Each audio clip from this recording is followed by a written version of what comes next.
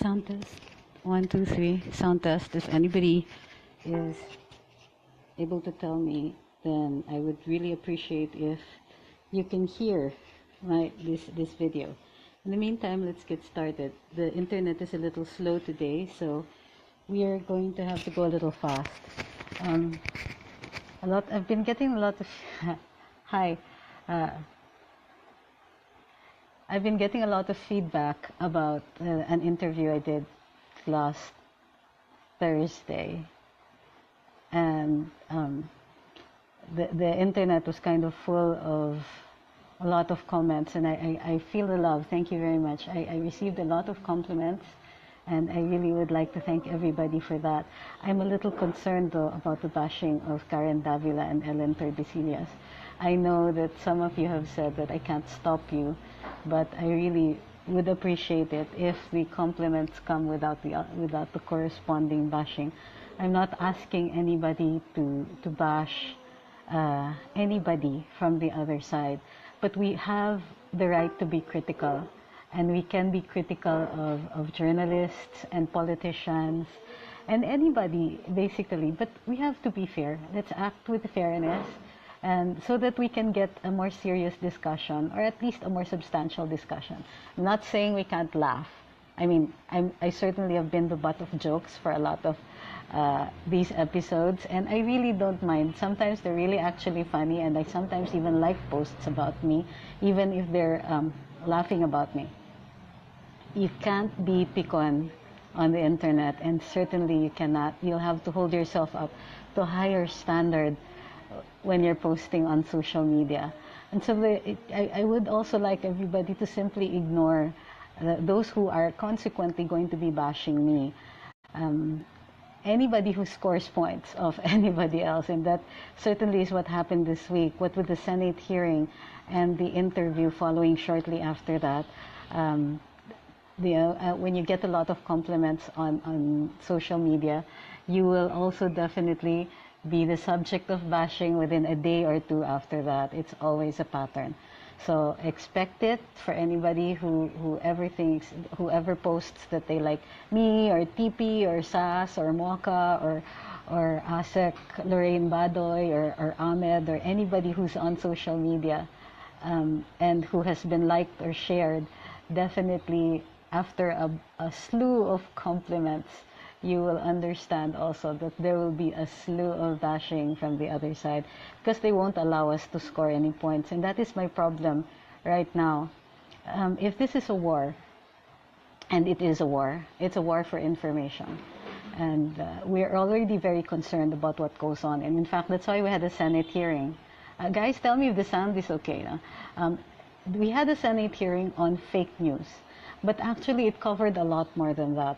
The hearing was primarily because senators were reacting to a hate site that is anonymous, and who incorrectly or maybe maliciously pointed out that the 7 senators did not sign a resolution against extrajudicial killings, particularly of minors. Okay?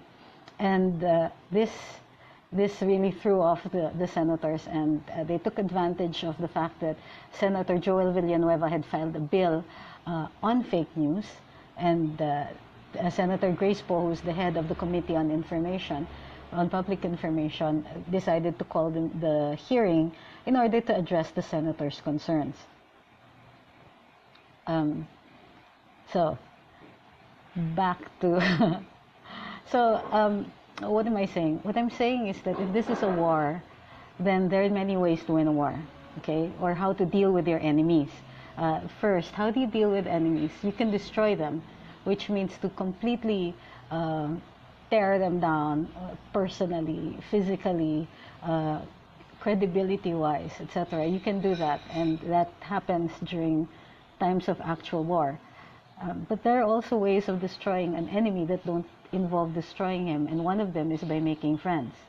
And I don't want to close the door on that possibility, that we can still bring people over to our side, that we can still bring people over and convince them of how convinced we are of the righteousness of our cause, of how we are so glad that we have this administration here and now, and how we are so glad that things are changing, and that we are aware that change isn't going to be easy, and certainly isn't going to be easy at the start. Hi, good morning. I also want people to be aware that it's not going to be easy. There will certainly be people who will be against us, and they will say strange and angry and hurtful things against us. And we must accept that. We must accept that this is going to happen, but it should not deter us from what is going on. We are trying to convince people that we are right. And sometimes we will use harsh words, but we should also explore the possibility of using gentler ones. Maybe we can get people over to our side. There is a time for war, as it says, a time for everything. And there is also a time when we have to extend the hand of friendship or reconciliation, or at least buy ourselves some peace, because the president needs space to work. We need our country to move, and a country that is severely divided as this one may have difficulty, because there will always be somebody trying to tear us down. I'm very glad for the reactions of the last interview, and I am very glad that we were able to get that information out. But in order for us to be believed, what we need is to concentrate on the message and not necessarily on the people delivering it. So you don't need to glorify any of the bloggers for that matter, but to be appreciative of the messages that we are trying to deliver. I'm not saying don't follow all the DDS bloggers, because I really love most of them, especially Thinking Pinoy and SAS and Asek Mocha and Asek Lorraine Badoy, and of course my law partner Ahmed Paglinawan, people like Mark Lopez and Butch Cabanban and Dr. Ethel Pineda, and a host of others. I really do want you guys to keep following them, and I'm very, very glad also that there are more people following now. I want to present an alternative also. I mean, there are times, meron talagang oras na magtataray tayo. May oras talaga ng pagtataray. Pero meron ding oras na pag-explore na natin yung ibabalik na tayo dun sa argumento na nakakakumbinsi. Dun tayo sa argumento na makakadala ng mga tao at maiintindihan nila ang ating pinaglalaban, na maiintindihan nila na ang hinahanap natin dito ay kapayapaan para sa bansa natin. We're not here to destroy anybody. And even if people try to destroy us, well, there are also, kasama din po syempre si Attorney Bruce. But the point here is that we're not trying to destroy our country, and we're not trying to destroy our fellow citizens. We are trying to convince them. At bakit ko naman makakalimutan si mahal na reyna na Edwin Hamora? Of course, ang aking favorite tulisan. Hindi po natin kinakalimutan yan. So let's go now to our discussion on let's start with there was a request for us to discuss the rules on impeachment, the process of impeachment. So let's walk through what happens in impeachment. There is a, excuse me, masakit ang mata ko. There is a news today, on Thursday, in-announce po ng Kamara, ng mababang Kamara, ng Kongreso, lalo na yung Committee on Justice, sabi nila ay may finding na daw ng sufficiency informed ba? Meron daw finding na may sufficient grounds, yun po. May finding daw ang Committee on Justice ng sufficient grounds doon sa reklamo laban kay Chief Justice Maria Lourdes Sereno. At ayon dun sa ating Committee on Justice, dun sa head ng Committee on Justice, si Congressman Umali, ay ang susunod naman ay ang finding nila ng probable cause. Medyo nagulat ako dito kasi wala ito sa rules. Sabi nga, inamin naman, in-interview namin si Congressman Umali sa Karambola kahapon, noong Friday, at sinabi niya, oo, medyo meron mga silang dinagdag na proseso dito sa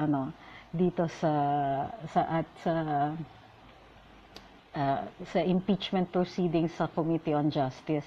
Ang sabi nga nila, normally, dalawa lang daw ang botohan. Sufficiency in form at sufficiency in substance. Tapos, pinapadala na sa House or gagawa lang, or meron pangatlo, gagawin na nila yung articles of impeachment at pagbobotohan nila yon kung sufficient na yon para ipadala dun sa plenaryo. Ang nangyari po dito ay nadagdagan po ng isa pang stage dahil nadagdagan po ng botohan dun sa sufficiency of grounds na sinasabi ng Committee on Justice. So may finding naman po sila so tapos na po ang botohan dun sa sufficiency in form, pumasa na po. Ang second dito was the sufficiency of grounds.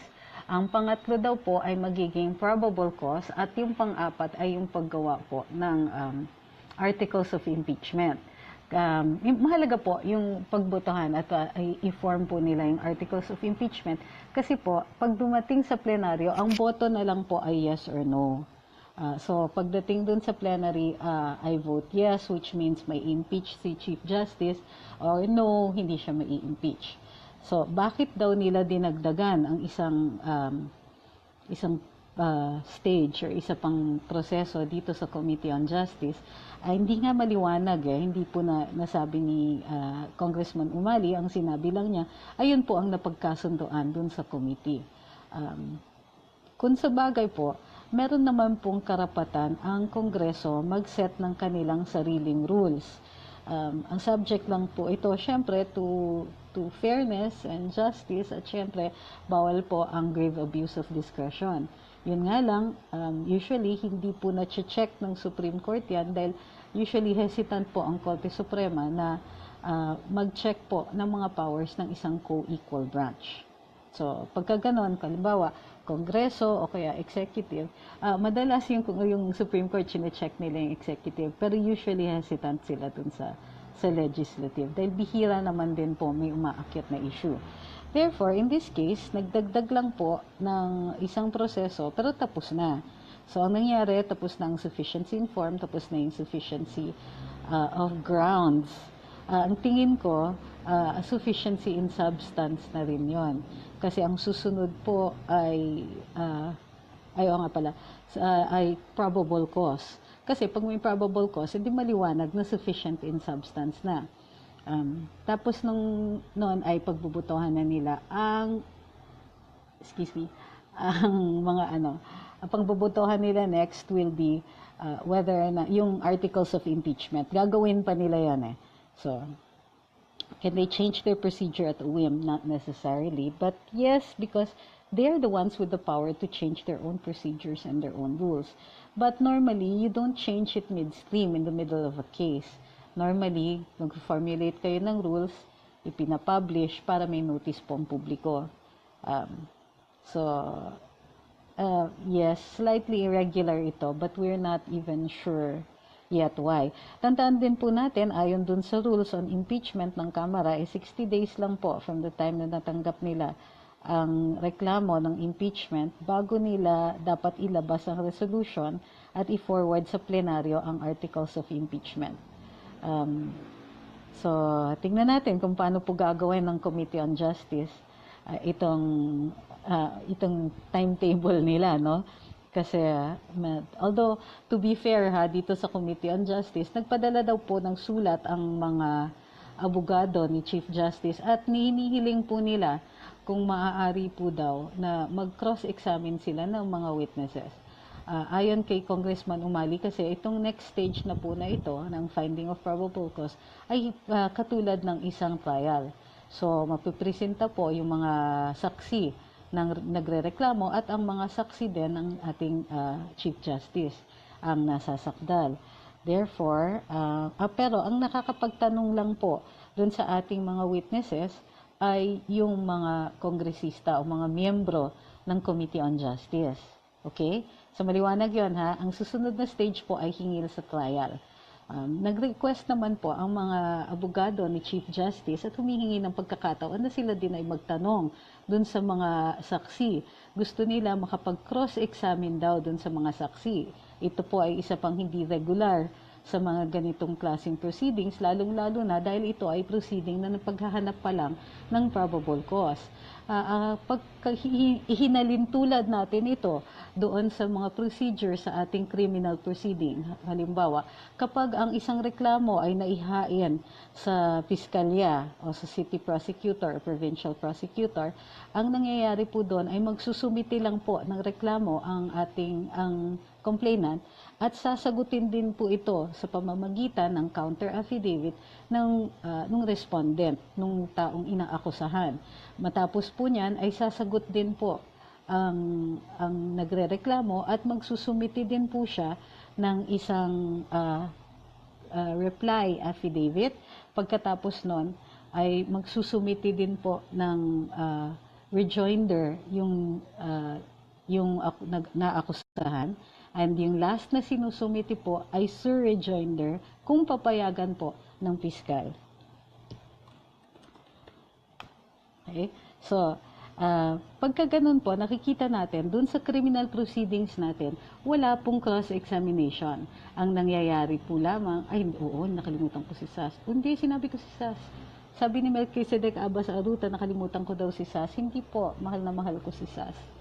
Oo, dapat number 1 yata siya. Anyway, back to the topic. Ang sinasabi po, dito po sa criminal proceedings, nakikita natin, ang nag-exchange lang po ay puro papel.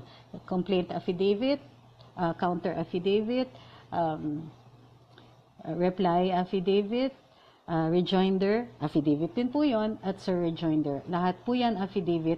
At bilang ebidensya, ang kinakabit po dun sa mga affidavit na ito ay affidavit din ng mga witnesses o mga saksi ng bawat panig dito.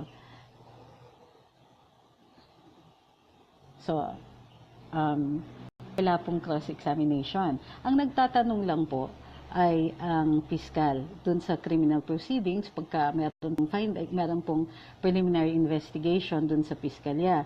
So, ang finding ng preliminary investigation dito po sa Committee on Justice ay may ihahalin tulad po natin doon. So, since ganun po yung mangyayari, normally walang cross-examination. Sabi rin naman po ni Congressman Umali, malamang ay hindi nila ginrant o hindi nila po tinalakay itong sulat ng mga abogado ni Chief Justice dahil po hindi po ito naka-embody sa isang motion. Sulat lang daw po. So, hindi nila pinansin. But it is also possible na gumawa po ng motion yung mga abogado ni Chief Justice doon sa susunod ng stage ng impeachment proceedings sa Committee on Justice. So, titignan natin kung paano po mangyayari ito. Doon po sa lahat ng nag-hello din po. Medyo mabagal ang ating internet, so wala tayo masyadong oras para doon po tayo sa banda huli, magsasagot ng mga tanong. So, good morning. Meron po ba kayong tanong dito sa impeachment? Attorney, do you think the House and Executive is abusing its power dahil sa impeachment na ito? Ang executive po, ayan ang ating Pangulo. So, wala naman po yata silang participation so far dito sa impeachment proceedings ni Chief Justice Sereno. Wala pa naman akong nakikita, natatagalan ako, totoo yan.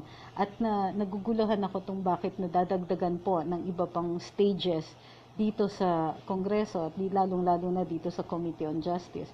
Pero tingnan po natin kasi tandaan nyo, meron din silang time period na 60 days para matapos po itong proceedings na ito. Hindi ko po alam kung ano yung maipaparatang na penalty pag hindi po sila natapos.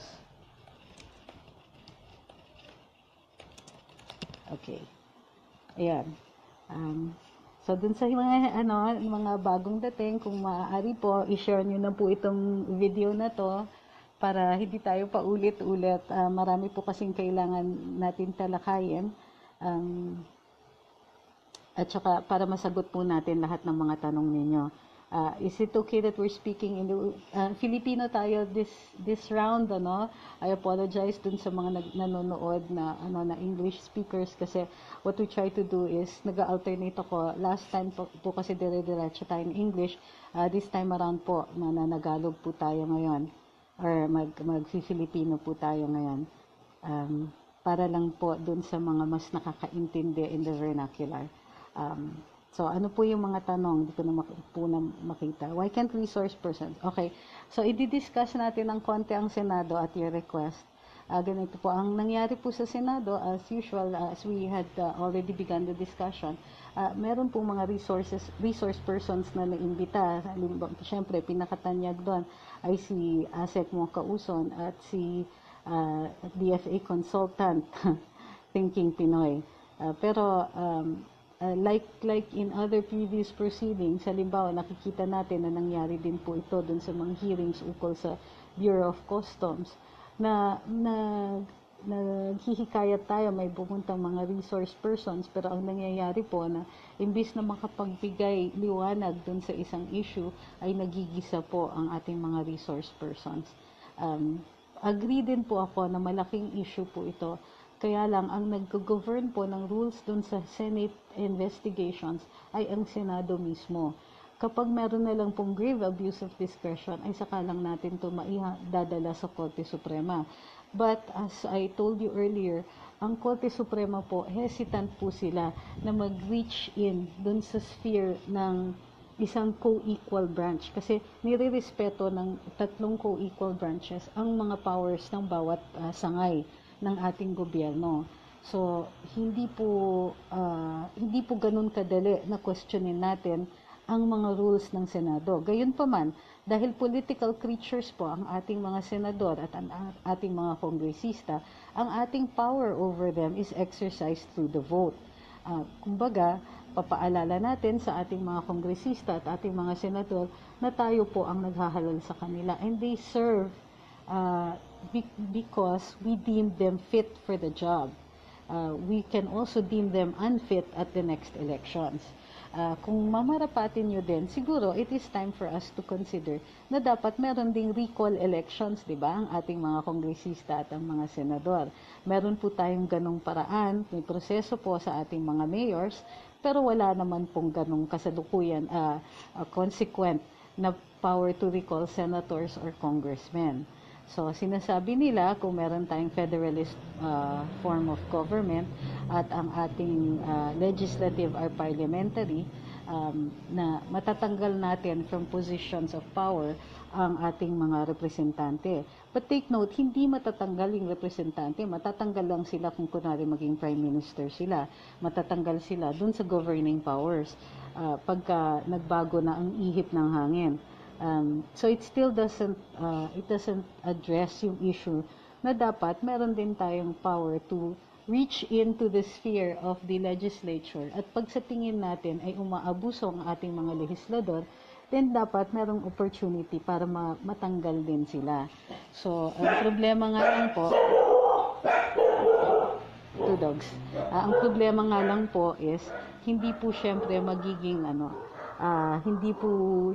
magiging marapat kung or hindi iisipin ng ating mga kongresista o ng ating mga senador maglagay ng isang batas na maaaring magpatanggal sa kanila. O tinatanong ni Miss Beverly Salviejo, hi Miss Beverly, di po ba ang cross-examination ay sa trial na mismo? Totoo po yun. Kasi sa trial, meron na pong karapatan to confront your accusers.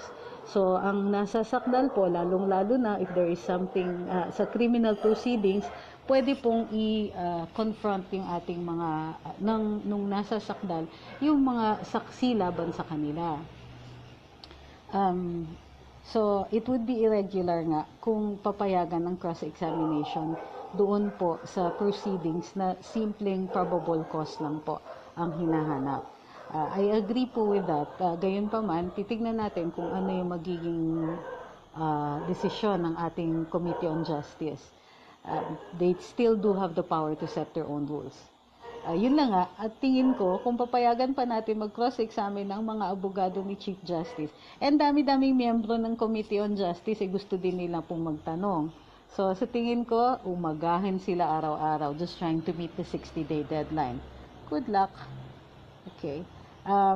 Nagulat din ako sa dogs. Napanood ko kayo kay Karen Davila. Ano po tingin niyo pa kay Miss Karen? Just for the just for the information of everybody else, hindi po kami magkaaway ni Miss Karen.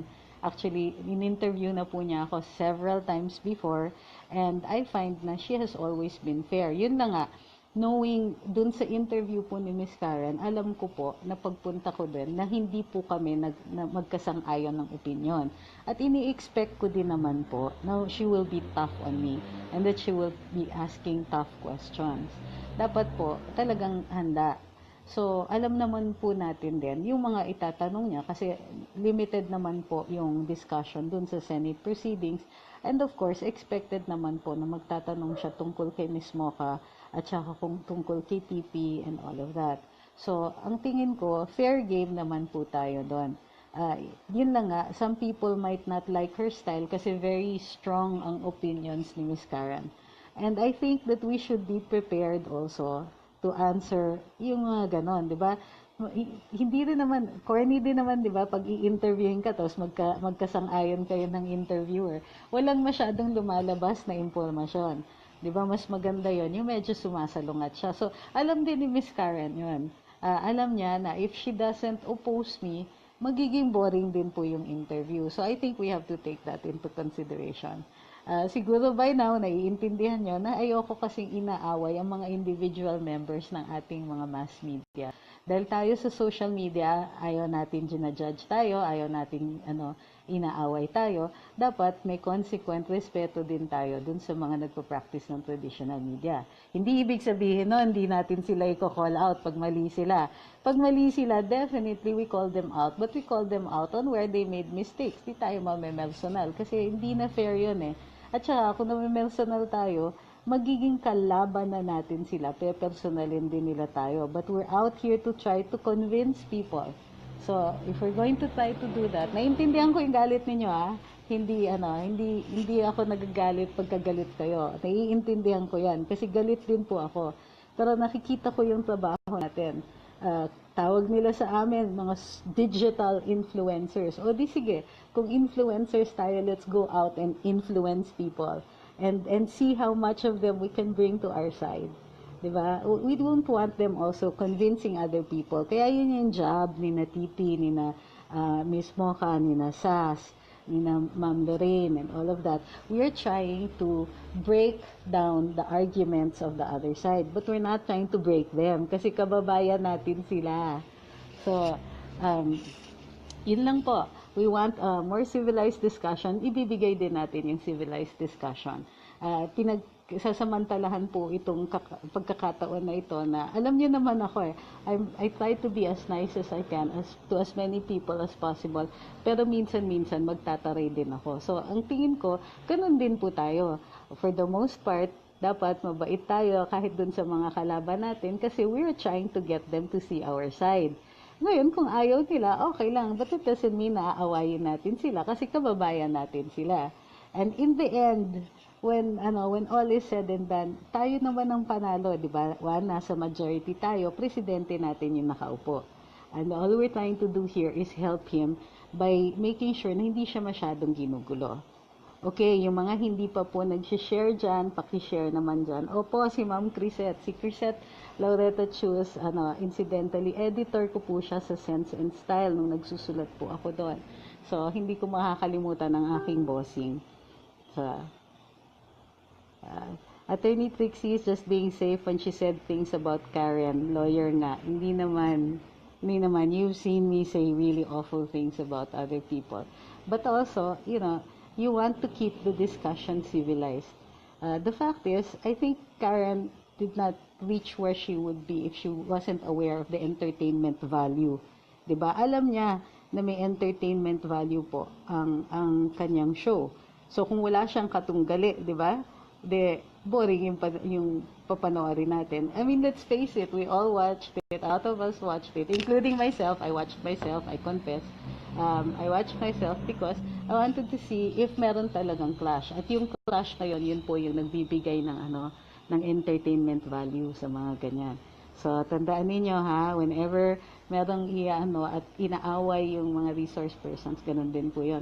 So, ang suspect ko, ganun din po siguro ang ginagawa sa Senado, na sila, na inaaway nila yung mga resource speakers nila or resource persons nila for the entertainment value. So, Hi, there's one senator questioning the legality of new executive order, looking to excessive lifestyles. Oh, you want to talk about EO 43? Okay, tandaan ninyo na meron na, even before, looking to, may lifestyle checks ito. Okay, recommend punishment against erring officials, range from suspension to removal. Okay, tandaan ninyo, recommendatory lang to. So, first of all, actually, according to Executive Order number 43, investigative, which is fact-finding, hindi investigative or in the sense of a preliminary investigation. And second, investigative for purposes, for recommendation to the appropriate appointing authority. So, this is perfectly legal. Itong Executive Order 43 isn't the first of its kind.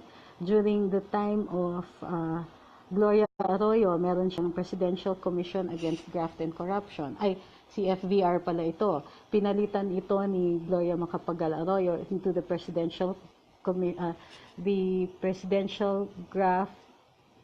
Anti-Graft Commission, PAGC.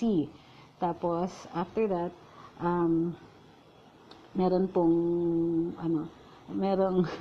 nakita ko yung comment tungkol dun sa bacteria na hindi binibaby. After that, dinisolve nung panahon po, ito ha, tandaan ninyo to, nung panahon po ni Benigno Aquino III, tinanggal po niya itong Presidential Anti-Graft Commission, dinisolve niya ito, at yung lifestyle checks ay nilagay sa ilalim ni Executive Secretary Paquito Ochoa, who in turn assigned it to the Deputy Executive Secretary for Legal. At doon na po natulog ang mga lifestyle checks ng ating mga government officials.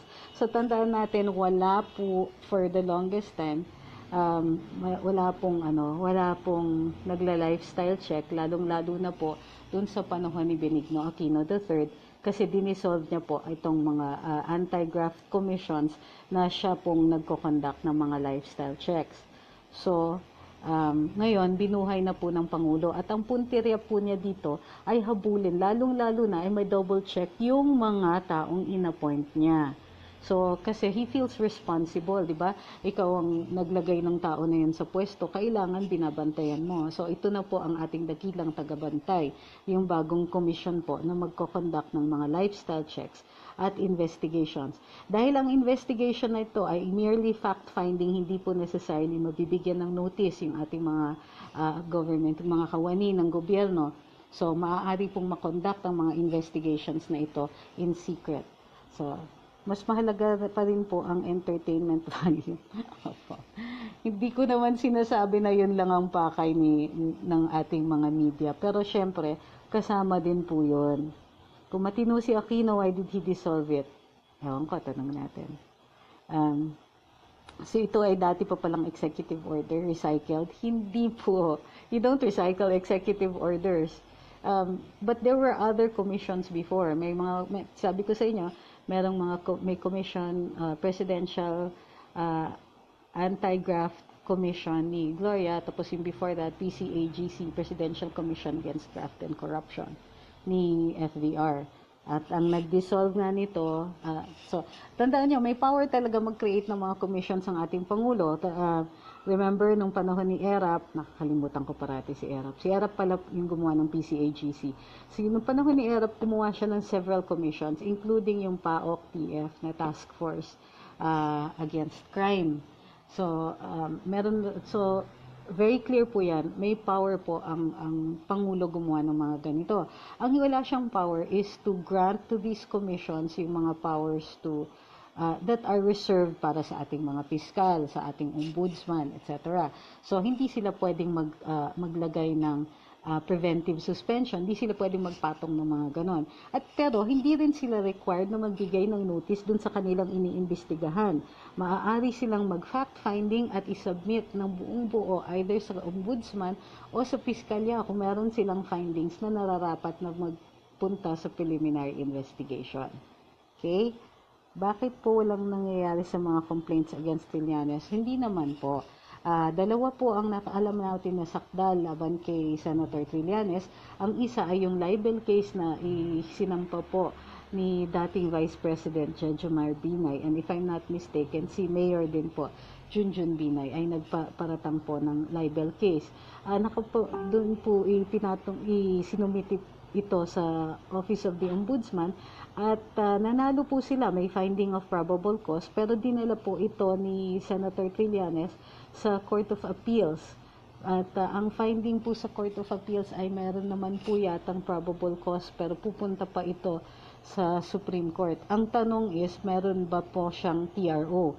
Kung wala siyang TRO, maaaring tumuloy na po ang kaso sa Sandigan Bayan. Or dun sa appropriate court.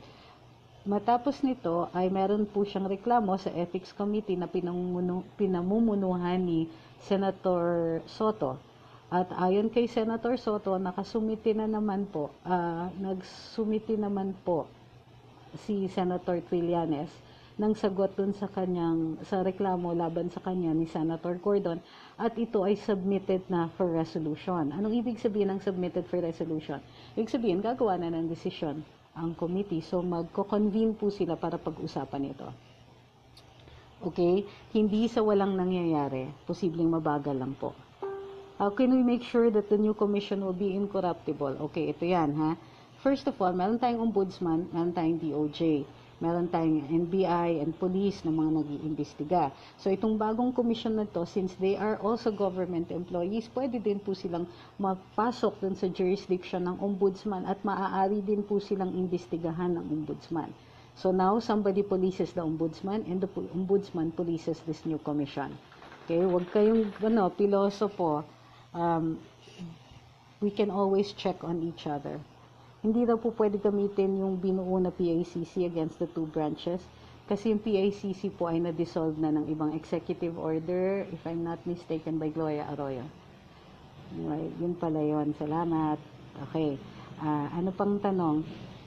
So, dun sa tandaan din po natin, hindi pa po tapos ang ating Senate hearing. Meron po pong isa pang hearing, kaya lang baka po matagalan. Kasi tatapusin daw po ng Senado yung ating budget. Wala pa bang nagfa-fact check sa ombudsman? Wala pa talaga. Wala po kasi nga impeachable official ang ating ombudsman. So itong komisyon na ginawa ng ating Pangulo ay mag-iimbestiga sa ombudsman, but it doesn't necessarily mean na magfa-file siya ng kaso. Ang mangyayari dyan ay pwedeng i-keep po kasi lahat ng facts na likom during the course of the investigation at i-hold yan until such a time as maka-retire na ang ating ombudsman or matanggal na siya sa office at doon i-file yung nararapat na kaso. Okay? So, it doesn't mean, so ibig sabihin, ang ating mga presidential appointees at saka yung mga officials na matatanggal lang by impeachment, hindi ibig sabihin na hindi sila makakasuhan. Pwede po silang kasuhan, pero maaari rin nating intayin pag bumaba na sila at wala na silang parang immunity, and there we can file the cases against them. Okay? Bakit kayo nag-hello kay Attorney Bruce? Andito pa si Bruce? So, sabi ni Harry Asuncion Balaes, Madam Attorney Sen sa 2019. No. Alam nyo, the fastest way to get me discredited is to say that I'm running for office. Wag na po. Parang awa nyo na. Okay. Those watching from doon, what about yung mga personnel ng ONE? Pwede po silang imbestigahan either by the Ombudsman or by the Office of the President, through the Office of the President. Sabi ni Trillanes, sarap patukan si Presidente Duterte, wala po bang kaukulang batas na nag-violate tungkol sa salitang yan against the President. Our President is a President, he is not a king. Normally, yung mga ganyang statements, pagka kung hari yung nakaupo, may penalty yan. But dahil nandito tayo sa isang demokrasya, ang primary rule ay freedom of speech. So, kung walang corresponding damage yung ating speech, hindi po ito napaparusahan. Okay? Okay, Attorney Trix po, yan, hindi si Attorney Bruce. Gayon pa man, mag-hi pa rin kayo kay Attorney Bruce, diba? Dun sa wall niya. O yung mga hindi pa po nag-share, parang mababa yata yung sharing natin ngayon. Paki-share naman po yung video, itong live natin. So, ano pa, ang hindi pa natin natatalakay ngayon ay yung ating ukol kay Andy Bautista. So, tingnan po natin ang ating mga batas tungkol sa hazing. Sabi dun sa Anti-Hazing Act ay liable po ang school. Yan. Sino bang liable? The responsible officials of the school or police or military, citizens, army trained may impose the appropriate administrative sanctions on the person or persons charged under this provision. So, ibig sabihin, merong administrative din na paratang dun sa ating mga naghe-hazing. If any provision, ano pa ba? From the victim is below school authorities, including faculty members who consent to the hazing or have actual knowledge thereof but fail to take any action to prevent the same from occurring shall be punished as accomplices for the act of hazing committed by the perpetrators. Anong ibig sabihin yan? Ang sinasabi, nag-file po ng reklamo ang mga magulang ni Atio Castillo, yung biktima ng hazing ng Aegis Iuris Fraternity. At in-include nila doon sa kanilang reklamo si Law Dean na Attorney Nilo Divina. Si Attorney Divina daw ay miyembro ng fraternity at siya yung dean at the time na nag-occur ito. Ayon dun sa ating anti-hazing law, kailangan po nagpapaalam ang isang fraternity, fraternity, bago mag-conduct ng hazing or ng initiation, at dapat may representante ng eskwelahan na nandoon during the time of the initiation. Ang sagot po dito ni Attorney Divina ay hindi naman po recognized ang Aegis Iuris Fraternity, kung kaya't hindi kinailangan ang kanilang participation, ang school participation dun sa initiation, dahil hindi nga po ito nagpaalam dun sa school authorities. Gayunpaman, ang sinasabi ng ibang tao, or ang sinasabi dito ng mga lawyers po ng DOJ, if I'm not mistaken, or ang lawyer po ng family ni Atio, ang sinasabi nila is that the fraternity was recognized dahil nababanggit po doon sa website ng law school. So, this is parang de facto recognition of the fraternity. So, kaya mahalaga po yung mga ganitong klaseng ebidensya para maipakita natin yung katotohanan. Kung recognized nga ba ang fraternity, kahit hindi po siya formally recognized, kinailangan ito ng consent ng school authorities. So, lalong-lalo na kung yung faculty members or kung hindi man lang alam ng school formally, kung merong mga faculty members na miyembro ng fraternity na yon at alam nila na merong initiation at pumayag sila dun sa hazing o alam nila yung tungkol sa hazing, or even worse, nandun sila, present sila at the hazing, then meron dun po silang consequent na liability. So, ang sinasabi ng parents ni Atio is kasama daw po si Lodin Nilo Divina at sa reklamo kasi he knew or he consented to the hazing or had actual knowledge but failed to take action to prevent. Okay. Sorry, sabi ko sa inyo, medyo mabagal ang internet ngayon. Sabi ni Ran Reb Lim Sagado, Attorney Trixie, di po ironic yung titulo ng batas na anti-hazing, pero mere regulatory lang to, hindi talaga total ban na kahit na anong uri ng hazing ginagawa ng mga fraternities. Okay, it's like this. The reason ni-regulate siya is because it's to prevent it from being driven underground. You can ban. Banned naman according to the law ang hazing. Hindi siya regulatory. Ang sinasabi mo, ban na dapat on all initiation activities. Pero ayon dun sa batas, nakalista doon yung mga bawalang humiliation, psychological effect, and all of that. So, hindi siya talaga simply regulatory. Regulatory siya in the sense that the fraternity or the organization has to ask permission from the school or from the school authorities, or if it's in the PMA, from the, also the school authorities, essentially the DND. So, hindi siya regulatory. We're not regulating the fraternity. You're banning the hazing. You're not banning the initiation. So, may difference yun, initiation is legal, hazing is illegal.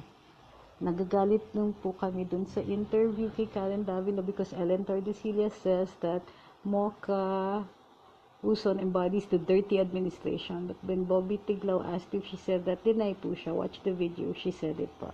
Alright. My guess is that she was saying Duterte administration. Sa totoo lang, sir, hindi ko po narinig yung part na si Ellen allegedly said dirty. But I cannot fault people dun sa mga bugso ng dibdib, di ba? Maybe she was really, really angry. And that's what I mean when I'm saying that there is a time for us to extend the hand of understanding and a time for us to punish certain utterances. Ang Pangulo natin po, hindi balat sibuyas. Mataas po ang tolerance niya.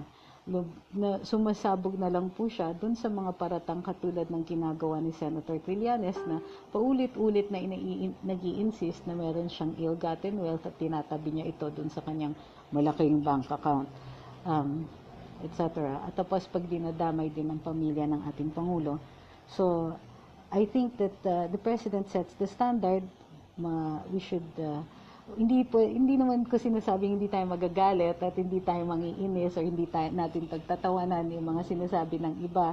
Gayunpaman, I would like to separate what people say and the people themselves. Okay? I hope you understand. May resemblance daw po kayo kay Gloria Diaz. Kawawa naman po si Gloria Diaz. Ang ganda-ganda nun. Okay. Watching from Australia. Okay, ano pa yung ating topic? So, natapos na po italakayin yung interview, yung tungkol kay Nilo Divina. Meron pa po kayong gustong tanungin. Attorney, please explain the power of Anti-Corruption Commission. Bakit sabi ni Drilon, wala daw power? Ang sinasabi po kasi ni DOJ Secretary Aguirre, ay may power naman to subpoena itong commission. I wouldn't say walang power kasi may power sila to conduct lifestyle checks, to conduct investigations, and even to conduct these investigations in secret. I would say that that's very powerful enough. Bakit?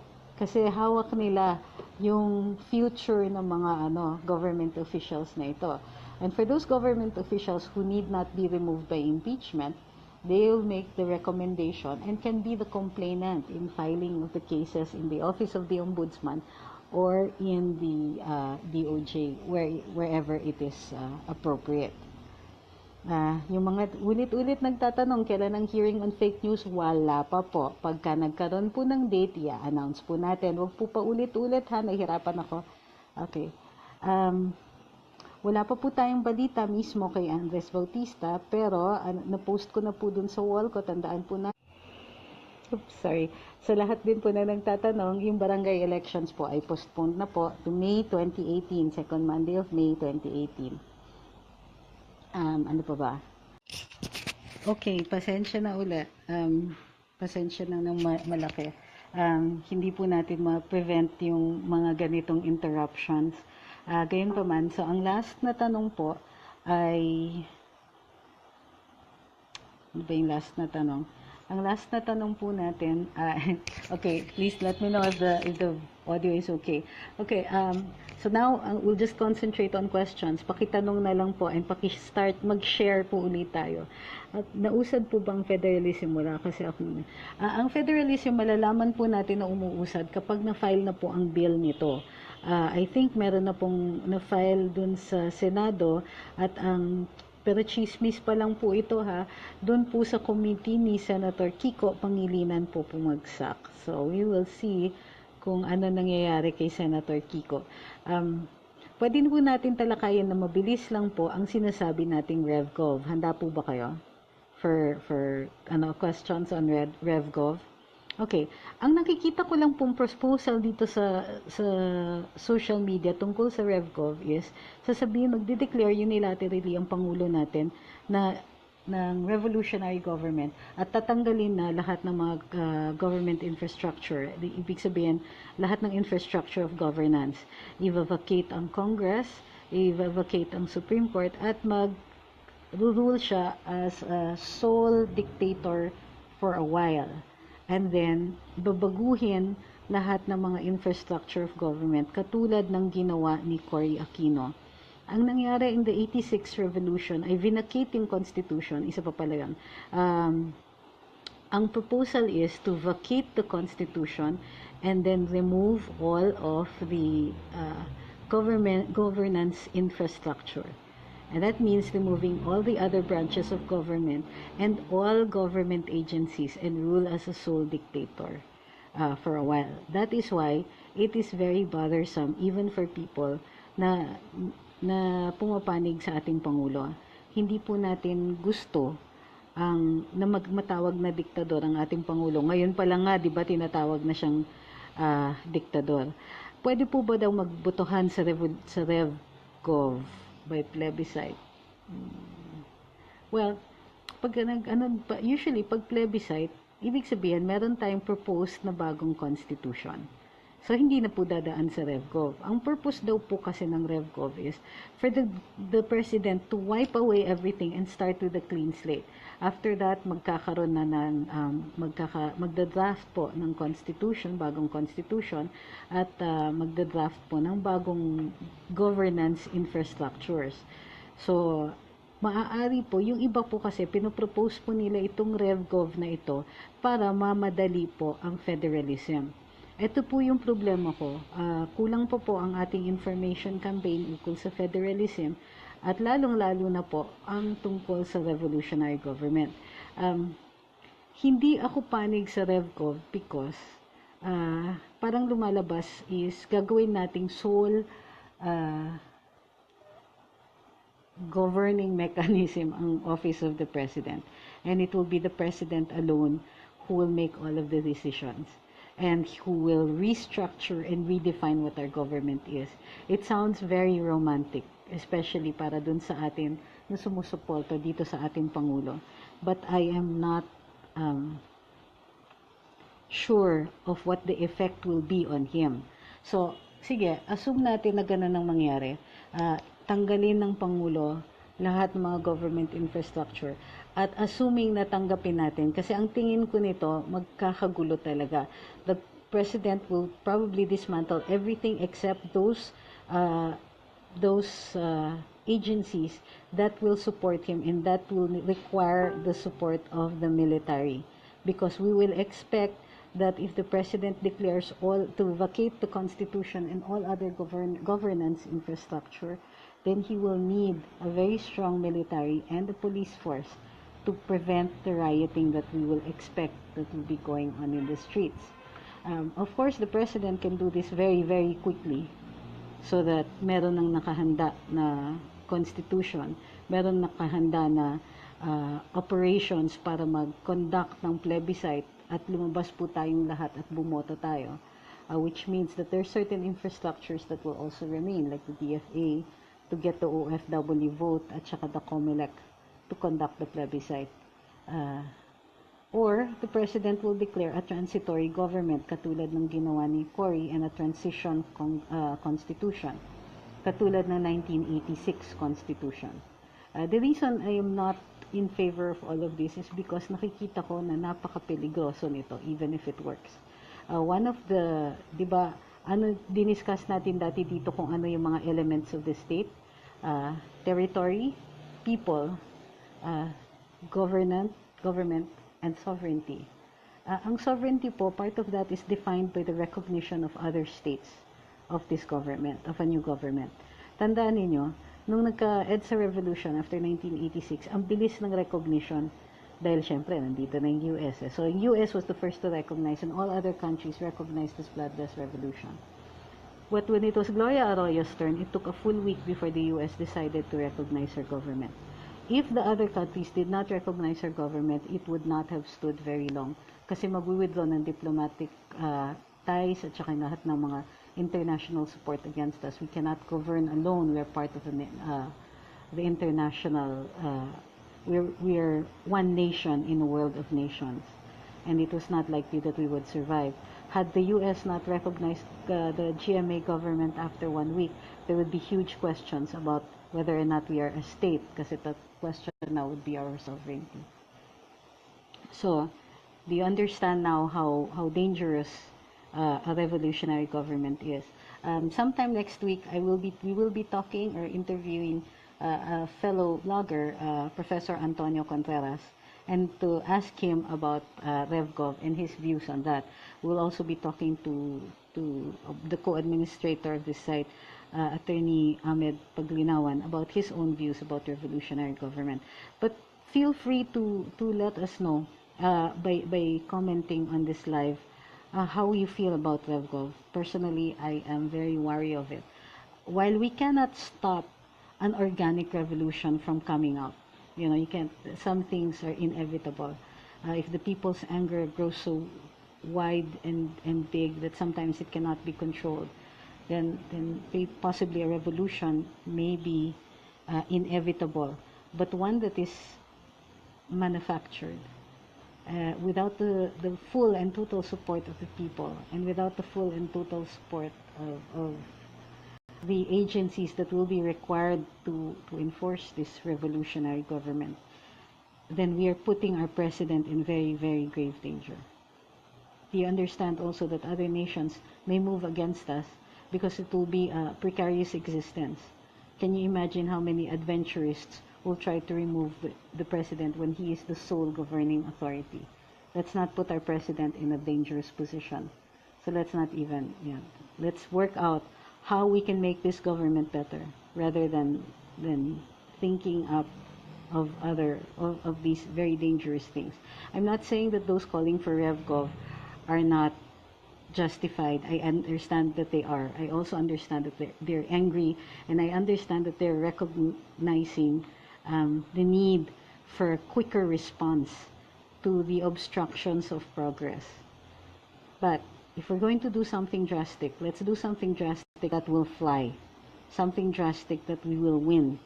Hindi yung and not count on fate to determine where we're going to end up. Sabi nga ng kaibigan ko, hope is not a strategy. If you're going to want to change this government, you have to have a strategy, a plan, and understand all the consequences of that plan. So, but this is just my opinion, my sole opinion, and I own it alone.